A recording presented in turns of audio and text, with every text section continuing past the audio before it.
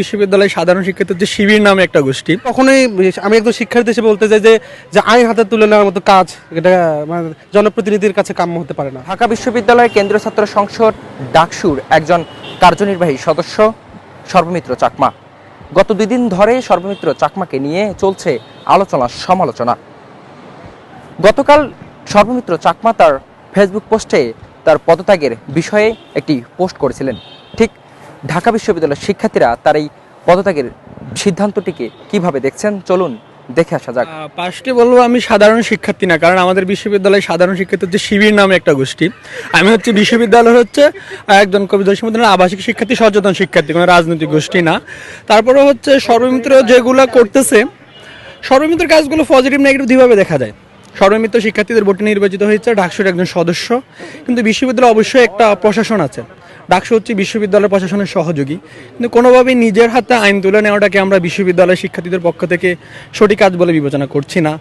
শিশুদেরকে কান ধরে উঠবোস করানো, বিশ্ববিদ্যালয়ের ভবগুরুদেরকে ঠিক আছে উচ্ছেদ করবে, সেটা আইন অনুযায়ী করা যায়, বিশ্ববিদ্যালয় প্রশাসন করবে, কিন্তু এভাবে গায়ের মধ্যে হাত তোলা এটা মোটে সমুচিত না। পদত্যাগ করা না করা সেটা তার ব্যক্তিগত ব্যাপার, এখানে আমাদের নিজস্ব কোনো মতামত এখানে নেই। তার যদি মনে হয় যে সে ভুল করেছে, পদত্যাগ করতে চায়, সে করবে। আবার যদি মনে হয় যে না জনগণ তাকে চাচ্ছে, আবার যে আসতে চাচ্ছে আসবে, সেটা তার ব্যাপার।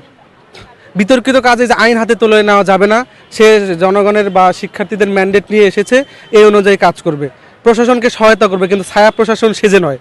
আমার মনে হয় না যে ওনার এত তাড়াতাড়ি পদত্যাগ করাটা মানে ক্যাম্পাসের জন্য ভালো মনে হয় না।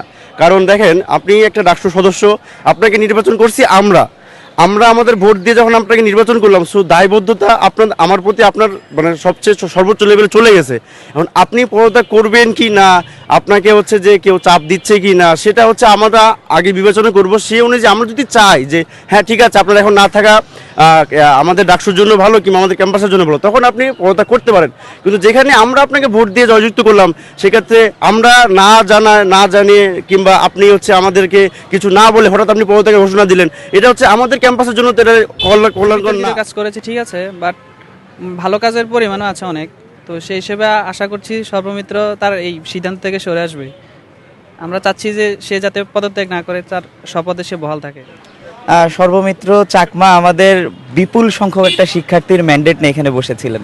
সর্বমিত্র চাকমা একাই বসেন নাই, আমরা ভোট দিছি, আমরা যেহেতু তাকে বসার ম্যান্ডেট দিছি, তাই পদত্যাগের সিদ্ধান্তও আমাদের সাথে কথা বলেই নিতে হবে।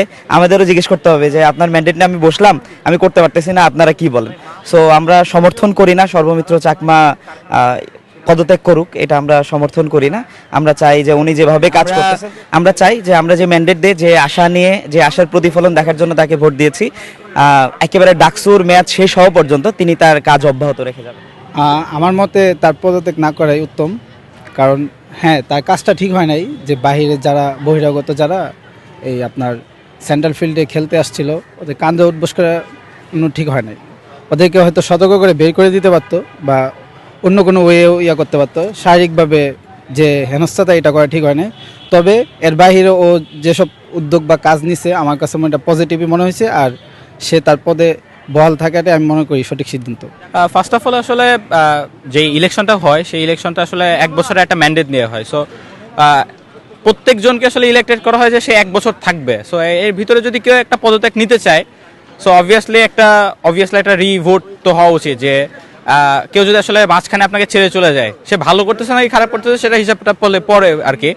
সো সে ভালো যদি করে তাহলে হয়তো মানুষ তাকে রাখবে, বা খারাপ যদি করে তাহলে হয়তো বা তাকে ভোট না দিয়ে তাকে আবার রাখার চেষ্টা করবে বা বের করে দেওয়ার চেষ্টা করবে। বাট অ্যাটলিস্ট তাকে যেহেতু আসলে একটা পদে আসীন করা হয়, সো তার তো একটা উচিত যে একটা রিভোট করা, যে আচ্ছা ঠিক আছে আমি এখন পারতেছি না, তাহলে আমার রিপ্লেসমেন্ট কাকে দেওয়া উচিত। বিকজ অবভিয়াসলি এখানে একটা রিপ্লেসমেন্টের ব্যাপার আছে, এবং রিপ্লেসমেন্ট আসলে আজকে বললাম আমি নেমে গেলাম, কালকে আসবে না। সো একটা তো রেফারেন্ডাম হিসেবে একটা নতুন ভোট বা একটা গণভোট তো হওয়া উচিত।